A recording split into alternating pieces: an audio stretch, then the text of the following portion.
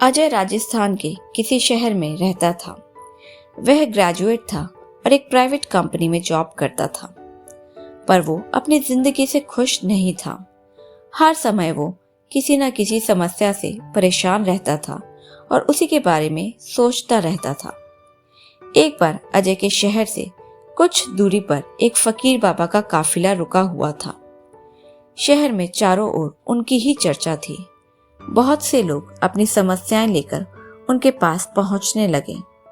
अजय को भी इस बारे में पता चला और उसने भी फकीर बाबा के दर्शन करने का निश्चय किया।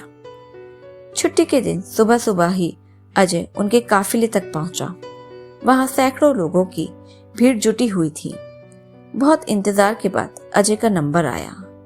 वह बाबा से बोला, बाबा, मैं अपने जीवन से बहुत दुखी हूँ।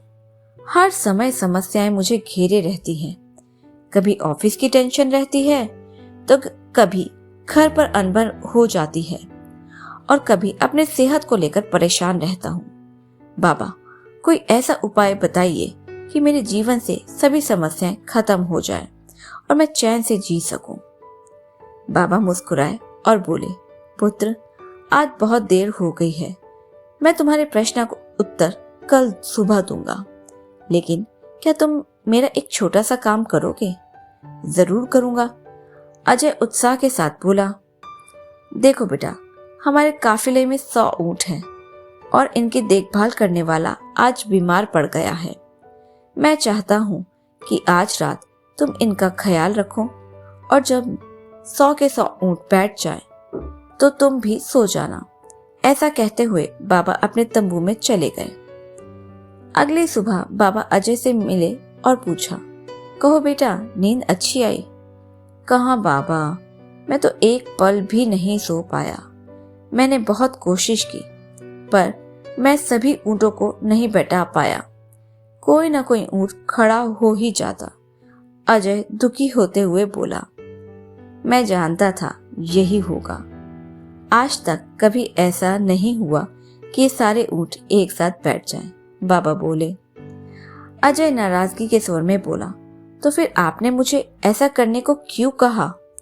बाबा बोले, बेटा, कल रात तुमने क्या अनुभव किया? यही ना कि चाहे कितनी भी कोशिश कर लो, सारे ऊंट एक साथ नहीं बैठ सकते। तुम एक को बैठाओगे तो कहीं और कोई दूसरा खड़ा हो जाएगा। इसी तरह तुम एक समस्या का समाधान करोगे तो किसी कारणवश दूसरी खड़ी हो जाएगी।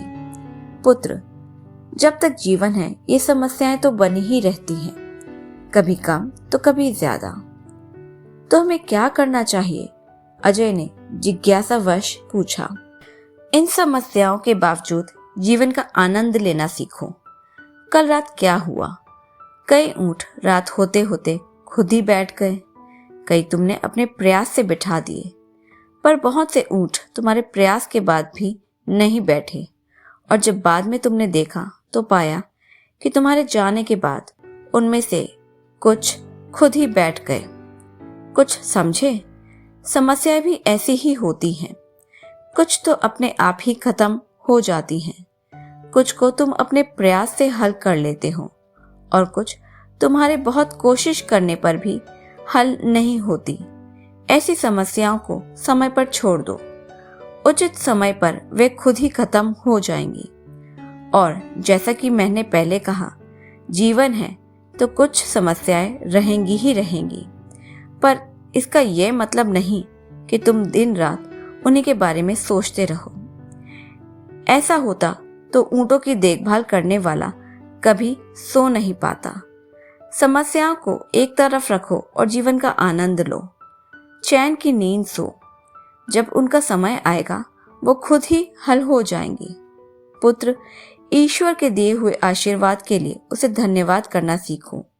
पीड़ाएं खुद ही कम हो जाएंगी। फकीर बाबा ने अपनी बात पूरी की।